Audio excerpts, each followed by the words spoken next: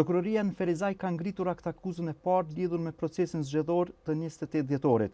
Ndërkohë, derisa po vazhdon rinumërimi i votave të kandidatëve në të gjitha komunat, hetimet po zhvillohen edhe për persona tjerë të përfshirë në këtë hajni të paprecedent të votave brenda subjekteve politike.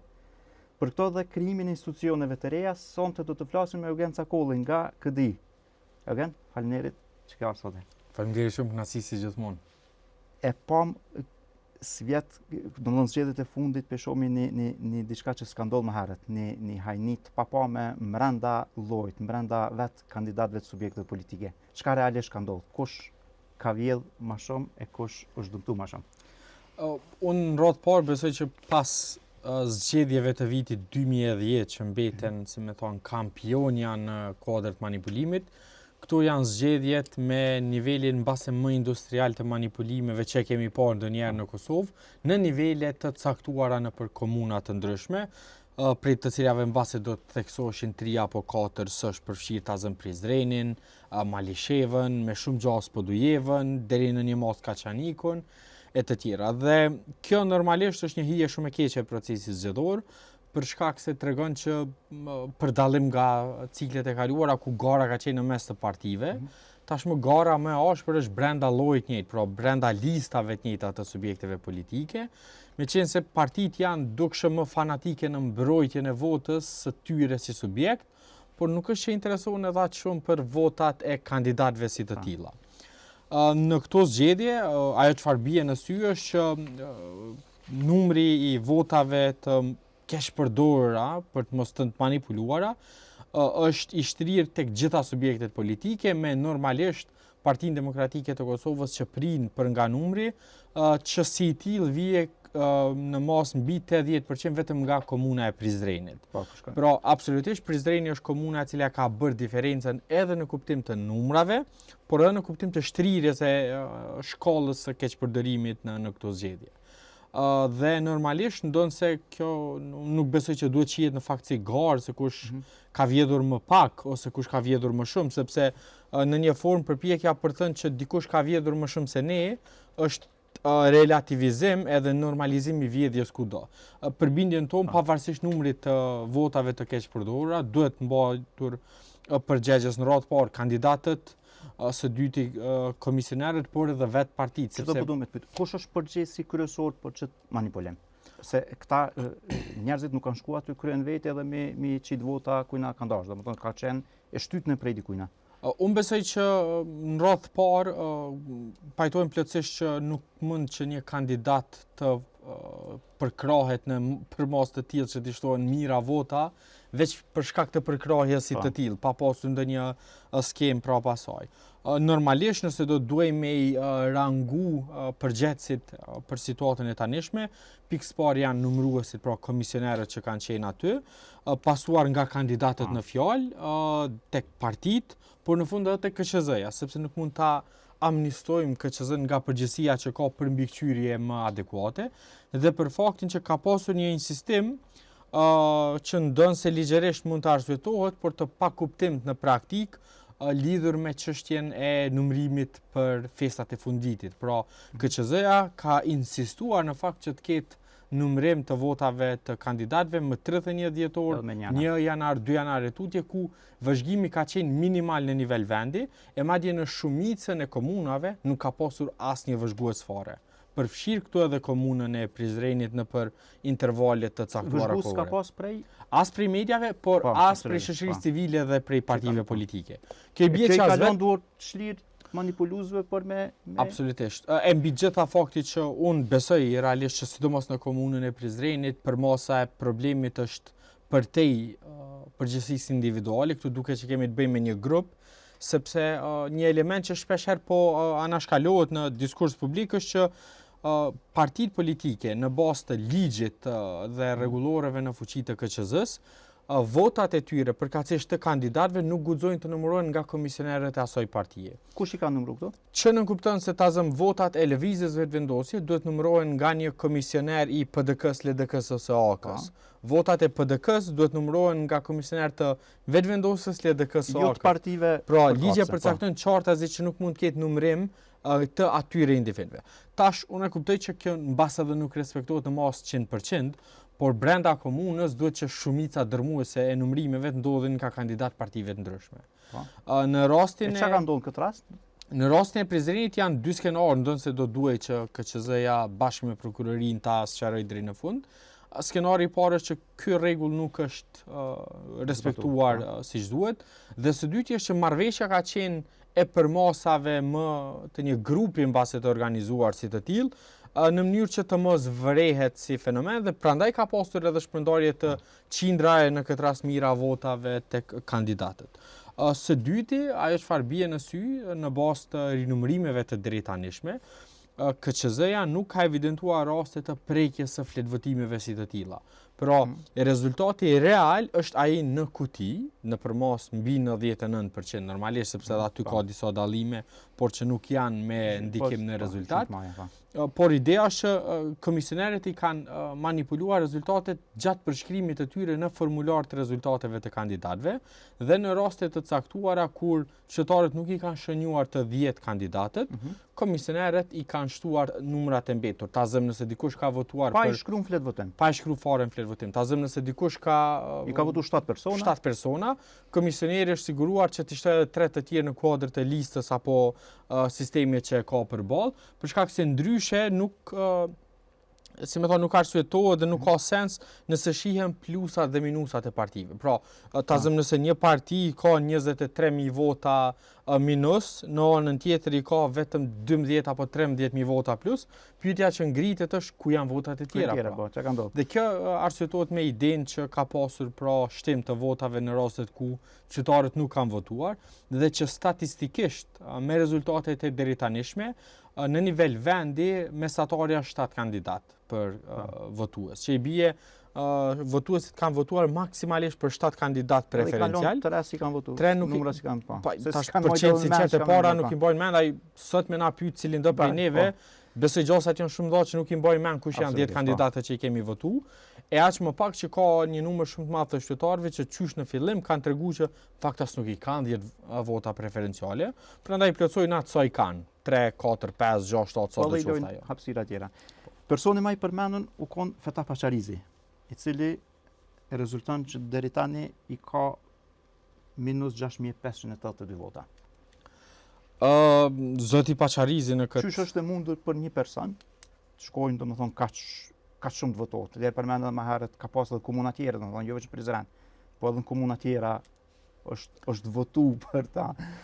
Problemi kryesor është që zoti Pacharizi në radhë parë përkundër se janë një plotësisht të drejtën dhe prezumimin e pafajësisë derisa të vërtetohet e kundërta. Personalin apo problemi është personi është rasti më eklatant, më shumë se sa të gjithë kandidatët e tjerë të asaj komune mbase të marrë së bashku.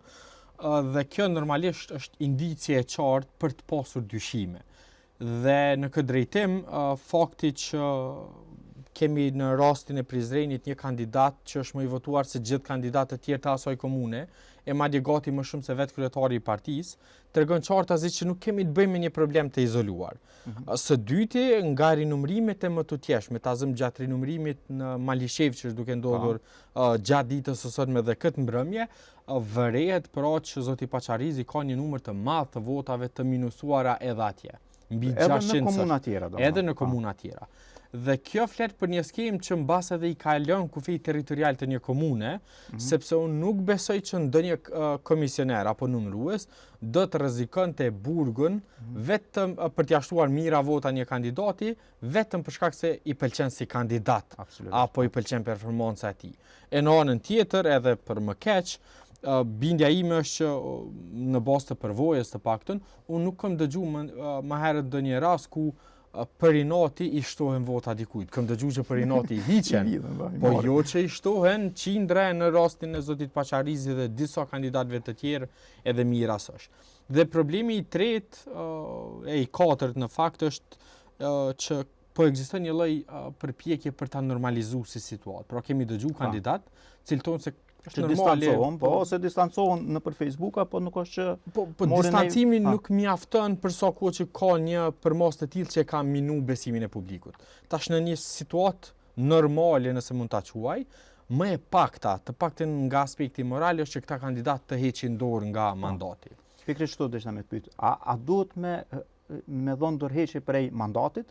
Nëse jo vetë, a duhet edhe subjekti politik ndoshta mi largu për shkak që vjedhja është edhe brenda subjektit politik, edhe nëse nuk merret ndonjë vendim prej organeve drejtësisë. Se fundja kjo është edhe çështje morale. Absolutisht. Unë besoj janë në fakt dy nivele këtu për kandidatët që nuk kanë fituar mandat. E mira as mirë do të ishte që ata të largohen, nëse jo do duhet që partitë. Po të ndërprej Bedri Hamza pra me tha kryetari i PDK-s që ka me kërku prej personave përmendur që mu largu prej me dorëzu mandatin. Ajo të kemë parem edhe për subjekte tjera. Tash problemi është që kjo mund vlej për kandidat që nuk e kanë që e kanë fituar mandatin. Po për kandidat që nuk e kanë fituar në këtë rast vetë zoti Pacharizi, unë besoj që nuk ka nevojë që të pritet sa s'ka prej çka heq dorë, do duhet që partia ta suspendojë. Jo, po kemi edhe kandidat tjerë që kanë fituar. Absolutisht, po flas për këta që kanë dallime shumë dhënë, ndonse edhe në Prizren 2 apo 3 kandidat tjerë janë që kanë fituar mandat. Po, absolutisht. E të cilët kanë tentuar që ta zhvendosin përgjegjësinë përmes një lloj distancimi që në fakt nuk është i tillë. Unë besoj që nuk mund të distancohesh e të mos marrësh përgjegjësi për situatën e krijuar. Edhe pse në fund mund dalë që këta asnjëri nuk kanë pas lidhje. Por të paktën deri në sqarimin e rastit, si parim dhe vlerë shtume e demokracisë dhe integritetit të procesit zgjedhor, do të ishte që të njëjtit të largohen deri në përfundimin e hetimeve. E për më tepër, ligji në fakt zgjedhor përkatësisht rregullat në fuqi ja mundsojnë PZAP-s që t'i suspendoj dhe t'ja heq mandatin kandidatëve para certifikimit të rezultateve. Që i bie se nuk ka nevojë që të pritet në fakt që hetimi përfundimtar. Absolutisht. Pra si masë para administrative nëse vërtetohet që kandidati ka pas ndikim në proces zgjedhor, përkatësisht e ka cënu integritetin e zgjedhjeve, ai mund të decertifikohet që automatikisht nuk i jepet pastaj mandati. Por për këtë duhet ankesë të drejtë ankese në këtë rast kanë partitë politike.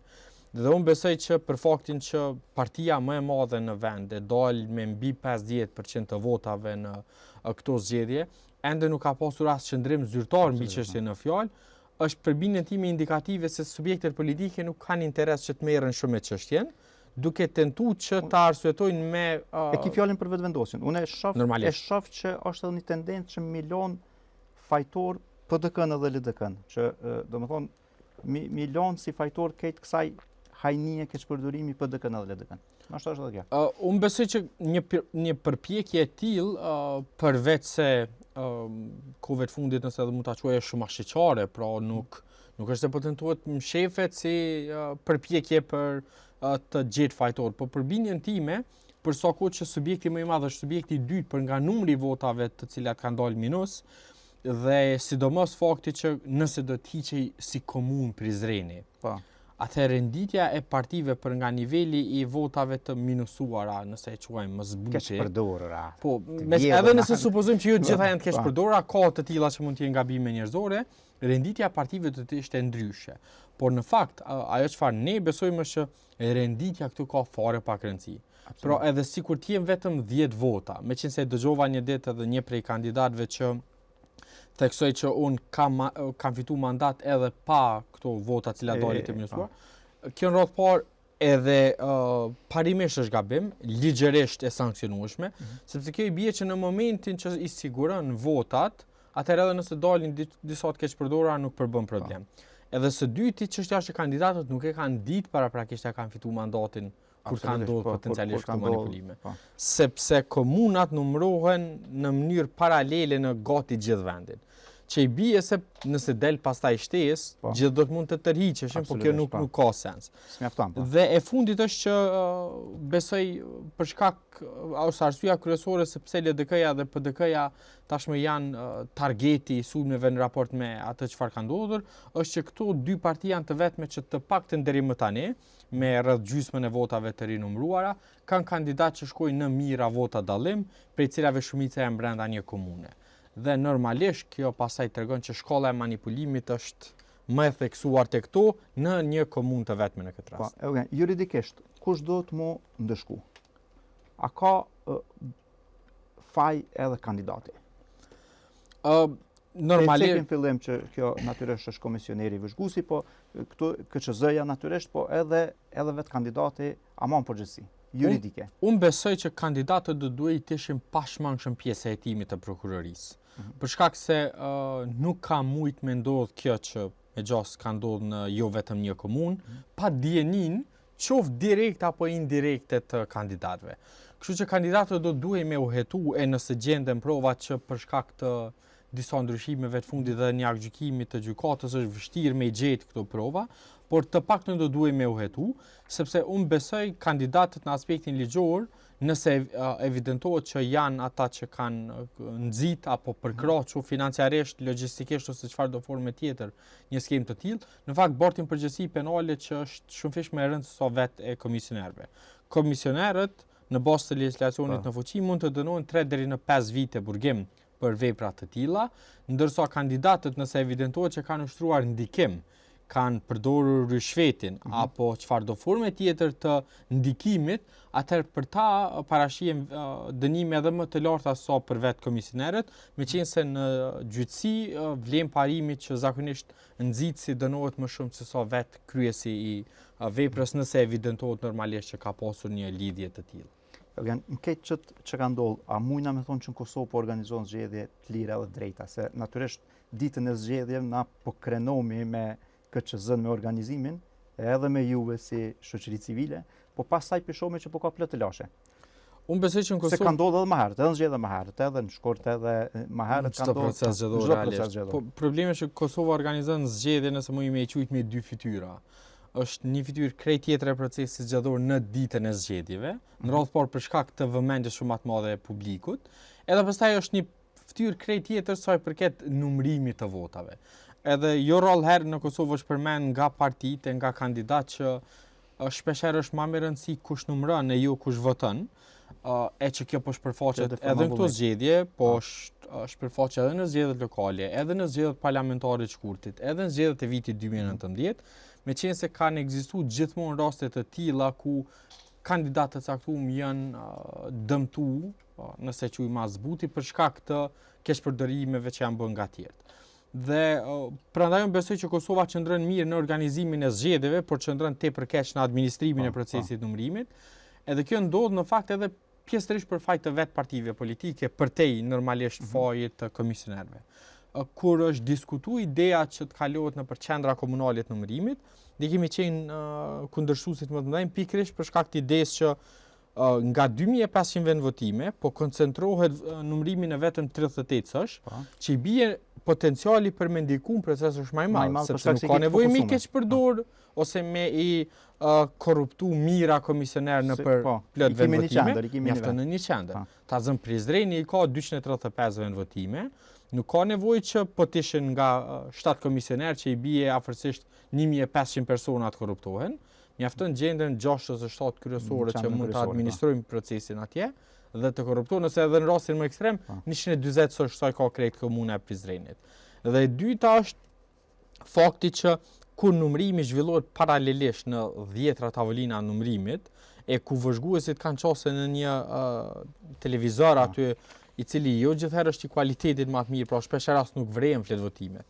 Madje neve na informoi dikush që ka pas raste ku i kanë largu kamerën. Pikërisht largohet kamera më kanë largu kamerën edhe për mos me pas. Edhe dyta është kamera në rastin ton, kamera e sheh vetëm fletvotimin. Po ky personi që i fut donën se nuk e ka asnjë monitorim, sepse ka kamerën sipër tij. Që ky pastaj është faji KÇZ-s. Ky është faji KÇZ-s e kjo e mundson në fakt një skemë të tillë. Sepse ai mund me lezu diçka tjetër, dhe nëse dikush nuk është të monitoru çfarë po fut si dhona kandidatin fjalë, gjasat minimale janë për me arrit me u zbulu si skeme tjetër. Në rrethana të tilla, ai s'dash më përsërit zgjedhjet. Ose në Prizren, meqense është kryetje rinumërimi edhe pidina saktësisht çka ka ndodhur, ai s'dash më përsërit. Janë dy situata këtu, Abdule. Para është KÇZ-ja deri më tani ka treguar që vullneti brenda kutive nuk është i prekur. E zakonisht prekja e vullnetit në kuti është kushti që duhet plotësu për me pas rivotim të menjëhershëm. Megjithatë, në rastin e Prizrenit ku veç deri tash janë 45.000 vota gati të keqpërdorura, që i bjen 70% e totalit në nivel vendi, kjo normalisht ngrit dilema se çka duhet me ndodh, por për sa kohë që KQZ-ja vjen me garantu që votat në kuti janë të sakta dhe që ato kur po rinumrohen në mënyrën e duhur, besoj që mund të kalohet edhe pa rivotim të plot, ndonë se në situatë e kontekst normal ku nuk do të kishim edhe nguti për çështjen e formimit të institucioneve, nuk do të hiqej si mundësi tërësisht nga tavolina, meqense është e vetmja mënyrë për ta rikthy integritetin e procesit, por që si e tillë e bart pasaj në vete rrezikun që të ketë dalje shumë më të ulët.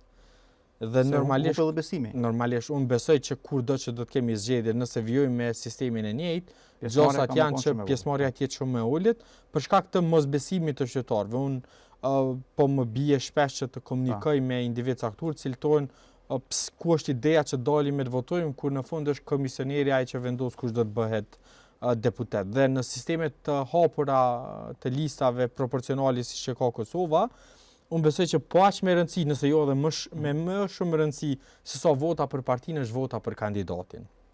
Sepse kandidatët kanë mandat të pavarur, që i bie në momentin që ai zgjedhet deputet. Ai nuk ka asnjë obligim ligjor për të qëndruar në atë grup parlamentar dhe mund të lëviz kudo që është e nevojshme. Dhe duke qenë e tillë, kjo i bie që lidhja është shumë më direkte me qytetarët. Dhe kjo nuk kupton që ma rëndësi se so a janë 56 mandate, a 57 është kush janë ata 56. Sepse kjo pastaj e përcakton jo vetëm dinamikën mbi procesin zgjedhor, po dhe jetën parlamentare. Ne kemi pas raste kur partitë ndryshme janë nda, një grupi deputetëve ka kalu nga pushteti në opozit ose nga opozita në pushtet, dhe që kjo e shpërfaq nevojën për një rishikim të plot sistemit zgjedhor, në mënyrë që këto probleme të paktën të minimizohen. Sepse duket që për sa kohë që është dora e njeriut aty, gjasat për të pas keqpërdorimi janë të mëdha, dhe përveç se nëse kalojmë në sistem të votimit dhe numërimit elektronik, gjasat janë që të kemi probleme, por ideja është që ato të minimizohen në një nivel ku janë të papërfillshme sa i përket ndikimit në rezultatin përfundimtar. Qysh ish dasht mu bo zgjedhjen në Kosovë? Është kjo forma më e mirë? Jo deri në orën 7 kur po mbyllën votime, se tham dhe aty nashtë mund më mos me pas telashe, po tutje pastaj numërimi. Përvoja po tregon që në fakt kjo është mënyra më e keqe për me administru procesin e numërimit. Unë besoj që e para dhe më idealja do të ishte të pilotohet edhe votimi edhe numërimi elektronik, siç e ka bërë Shqipëria me disa prej bashkive atje. Jo në krejt territorin, po. Jo, vetëm në disa prej tyre. Dhe ideja është që të votojnë qytetarët në mënyrë elektronike përmes qoftë tabletëve ose të tjera. Dhe kjo në radhë parë do ta shkurtonte kozgjatjen për procesin e numërimit, meqense rezultatet do të mund gjeneroheshin me një herë pas. Mu bon vend votim. Në vend votim. Dhe së dytja që të ketë makineri të numërimit të votave, që është sistemi digital, që nënkupton se ngjashëm siç është për ta thjeshtuar mbase për publikun, siç janë testet e maturës, ku përgjigjet e nxënësve apo qytetarëve futen pasaj në një skener i cili e gjeneron automatikisht në bazë të fletës që është e dizajnuar specifikisht për atë, e gjeneron rezultatin përfundimtar. Kjo në radhë parë do të nënkuptonte që mund të kemi rezultate shumë të shpejta, edhe nëse ato numërohen në qendra komunale, por në rastin tjetër edhe nëse nuk bëhet në qendra komunale, do të mund që të bëhej në për nivel të vendvotimit, por që normalisht kostoja do të ishte më e lartë për të blerë 2500-600 pajisje të tilla. Po nuk e kishmi pas që të... Po, edhe në fakt nëse shihet në periudhë afatgjatë, do të ishte edhe më me benefit për shkak se do të hiqej nevoja për të pasur mira komisioner, që shpesh herë ta krijojnë përshtypjen që vetë ideja e ekzistimit të komisionerëve të partive është formë e ndikimit tek votuesit, sepse normalisht kur paguhen ata qindra e disa prej tyre edhe mijëra euro për punën e bërë, gjasat janë që të votojnë për pat parti. Dhe Kosova fatkeqësisht bën pjesë në grupin e shteteve të pakta, përveç rajonit ku e kanë të gjitha njësoj, por vendet me më shumë traditë e me nivel më të lartë demokracisë nuk kanë staf të partive politike që administrojnë me procesin. Sepse zgjedhjet administrohen nga shteti, që do të nënkuptonte që komisionerët jenë mësues, arsimtar, shërbyes tjerë publik, në mënyrë që të ketë një nivel më të lartë përgjegjësisë për shkak të pasojave që ata do t'i kishin me marrëdhënien e tyre të punës. Vetëm këtë mënyrë ne mund të garantojmë një proces që ka më shumë integritet, ndonë se unë thashë për sa kohë që është dora e njeriut, sepse në Kosovë ka një tendencë të mosbesimi ndaj kujdo, por akuzohet që edhe shërbimi civil e ai publik janë të politizuar, kështu që unë besoj zgjidhja ideale do të ishte kalimi tek teknologjia dhe mënyra më të shpejta të administrimit. Sipas KQZ-s, ky rinumërimi ka me përfundu deri me 30-31 janar. Qysh janë afatet tjera pastaj kur mujna mi pas institucionet, nëse nuk ndohë në sen tjetër? Në radhë parë, KQZ-ja besoj shumë optimiste me datën 30 dhe 31. Unë besoj që me një dinamik të tillë nuk ka gjasa që të përfundohet në janar. Versioni më i mirë është që të përmbyllet në ditët e para të muajit shkurt, pas së cilës do të filloj të rrjedh afati i parë për ankesa në PZAP, që është 48 orë, pra 2 ditë, për gjitha palët lidhur me punën e QNR. PZAP-ja pastaj ka 3 ditë afat për të vendosur për çështjen fjalë, dhe nëse palët janë të pakënaqura me vendimet e PZAP-s, i kanë 2 ditë kohë ankesë për Gjykatën Supreme, dhe Gjykata Supreme i ka 5 ditë të tjera afat për të kthyer përgjigje, që në total i bie 12 ditë, që në rastin tonë na çon tek mesi i muajit shkurt. Pasi që të përmbyllen gjitha këto, KQZ-ja i shpall rezultatet përfundimtare, që edhe ato kanë afat të ngjashëm, madje 1 ditë më shumë kohë afat për ankesa, që në kupton se janë edhe 13 ditë të tjera që duhet të administrohen për të parashtruar ankesa dhe që ato të vendosen nga PZAP-ja dhe nga Gjykata Supreme. Dhe në rastin e kontestimit të rezultateve përfundimtare, gjasat janë që të ketë vendimarrje të PZAP-s ose të Gjykatës Supreme për të paktën 2 apo 3 çështje, prej të cilave vlen të theksohet çështja e votimit jashtëvendit, përkatësisht ardhjes me vonesë të disa votave, që si ankesë është parashtruar nga një subjekt dhe kandidati i saj, por që nga PZAP-ja nuk janë marrë parasysh në atë periudhë, por nuk kupton që nuk do të merren parasysh tani. Dhe çështja e dytë besoj mund të jetë ajo që ndërlidhet me votat e fituara nga subjektet politike të komuniteteve jo shumicë në zona ku nuk ka asnjë banor të atij komuniteti, që nëse dërgohet si ankesë edhe kjo mund ta avonojë tutje procesin. Se ka vota që kanë marrë komuniteti serb pa ka në këtë rast partia e zotit Trashić, të paktën nga çfarë është parë, por ka edhe parti bosnjake ta zëm që kanë fituar vota ku nuk ka fare komunitet bosnjak, ka parti turke që kanë fituar vota në zona ku nuk ka. Po të manipulume, kanë shku në kuti? Jo, vetë se ideja është sipas precedentit të krijuar nga PZAP-ja, Supremia dhe Kushtetuesja në rastin e kandidatës Adriana Hoxhić dhe të subjektit politik Romani Iniciativa, tashmë është e qartë që duhet të ketë një lidhje objektive në mes të votuesve dhe kandidatëve të tyre. Kjo bie që shqiptarët nuk mund të zgjedhin deputet të komunitetit serb, sepse kjo do ta deformonte vetë idenë e ekzistimit ulsës së rezervuar, sepse normalisht gjitha partitë mund të dakordoheshin potencialisht që të japin disa qindra vota për një komunitet të caktuar apo parti të ndryshme, që do të favorizoshin dhe pastaj nuk dihet se ata do ta përfaqësonin komunitetin serb apo atë shqiptar. Prandaj mbi bazën e asaj vendimarrje, sidomos nëse vërtetohet që ka orkestrim të votave, do të mund që të njëjtat edhe të anuloheshin në tërësi. Mirë, çysh e sheh krijimin e konstituimin e kuvendit pastaj? Unë besoj që sapo të certifikohen rezultatet që në variantin më optimal do duhet të ndodhte si zhvillim në mes të muajit shkurt. Unë besoj që presidentja do ta thras shpejt mbledhjen konstituive në mënyrë që të kalohet hapi i parë dhe i dytë që janë konstituimi i kuvendit dhe zgjedhja e qeverisë. E normalisht me qenë se lëvizja vendosje i ka 57 mandate dhe bashkë me komunitetet shkon në 68 së është gati, nuk besoj që do të ketë ndonjë problem për çështjen e konstituimit kuvendit dhe zgjedhjes së qeverisë. Unë besoj që pas këtyre dyjave problemi më kryesor do të jetë çështja e buxhetit, me qenë se Kosova duhet ta miratoj buxhetin më së voni deri më 28 shkurt, në mënyrë që nga janari të mund të ekzekutohen pagesat, sepse ndryshe nga muaji mars e tutje, nga një marsi, kërkoj ndjes, nga një marsi nuk mund të ekzekutohet më asnjë pagesë nga thesari i shtetit, as paga, as shtesa, as pensione, as pagesa për kontrata apo çfarë do tjetër. Prandaj është e rëndësisë së veçantë dhe me qenë se të paktën deri më tani nuk ka një dakordim ose nuk ka as indicie që mund të ketë dakordim për çështjen e presidentit, është e domosdoshme që të kalohen edhe marrëveshjet ndërkombëtare dhe me që është nënshkruar sot edhe pjesëmarrja e Kosovës në këtë bordin e paqes, duhet që edhe ajo marrëveshje të ratifikohet me 2/3 në kuvend, në atë mënyrë që të evitohet çfarëdo skenari ku në rast të dështimit eventual për zgjedhjen e presidentit, të paktën të kemi këto marrëveshje dhe të kemi një lloj vazhdimësie institucionale.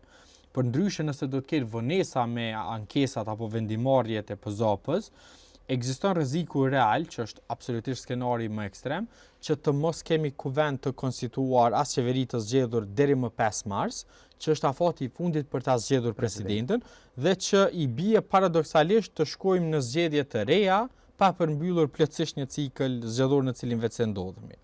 Po kjo do ta zhyt të vendin në krizë papame. Kjo do të ishte në radhë parë krizë kushtetuese, sepse nuk do dihej kush mund të jetë ushtrues detyre presidenti si pikë e parë, meqense kushtetuta e përcakton që vetëm kryetari i kuvendit, e që ne nuk e kemi një të tillë, sepse në këtë rast zoti Basha i takon një legislaturë tjetër dhe nuk mund të jetë ushtrues detyre i presidentit. Së dyti do ta kishim një kryeministër i cili është zgjedhur nga 3 legislatura më herët.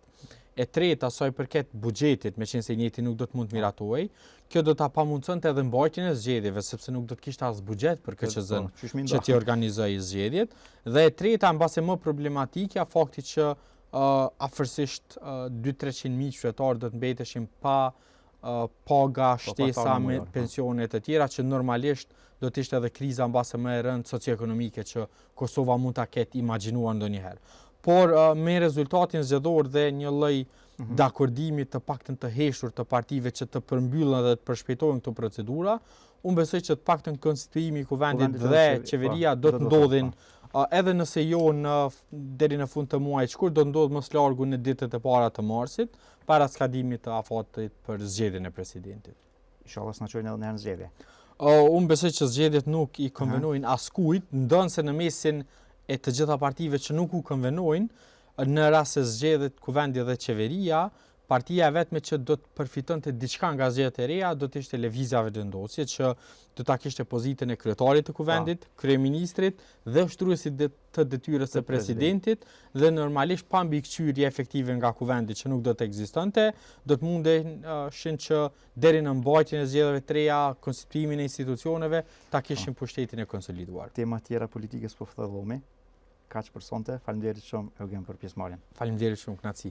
Miqtë e Infokusit, faleminderit që na ndoqët. Mirupafshim.